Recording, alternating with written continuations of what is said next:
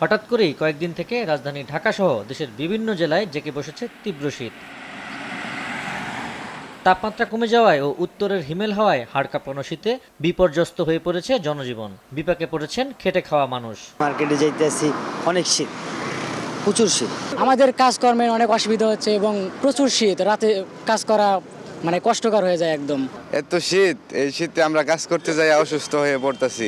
এই মৌসুমে সর্বনিম্ন তাপমাত্রা রেকর্ড করা হয়েছে যশোরে ৮.৮ ডিগ্রি ও ঢাকায় ১৩ ডিগ্রি সেলসিয়াস। এমন তাপমাত্রা আরও কয়েকদিন অব্যাহত থাকবে বলে জানিয়েছে আবহাওয়াবিদ। দিনের তাপমাত্রা যেমন কমেছে, রাতের তাপমাত্রা কমেছে, এই জন্য শীতের তীব্রতা বেড়েছে। ঢাকার তাপমাত্রা আপনার আপাতত অন অ্যাভারেজ এরকমই থাকবে আগামী ২-৩ দিন। তারপর একটু তাপমাত্রা বাড়বে, বেড়ে আগামী ৭-৮ দিন পরে আবার তাপমাত্রা কমবে।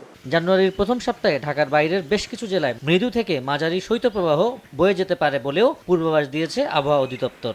আপাতত ওই রকম শৈত্যপ্রবাহের সম্ভাবনা নেই। যেটা হচ্ছে জানুয়ারি 1 থেকে বিশেষ করে উত্তর অঞ্চল এবং দেশের মধ্য অঞ্চল পর্যন্ত শৈত্যপ্রবাহের সম্ভাবনা আছে, তবে ঢাকাতে ওইভাবে সম্ভাবনা নেই। ঢাকার তাপমাত্রা 10-এর উপরে থাকার সম্ভাবনা অনেকটা বেশি। এদিকে ঘন কুয়াশায় বিমানের শিডিউল বিপর্যয়ের পাশাপাশি শাহজালালগামী 10টি আন্তর্জাতিক ফ্লাইট চট্টগ্রাম, কলকাতা ও ব্যাংককে ডাইভার্ট করা হয়।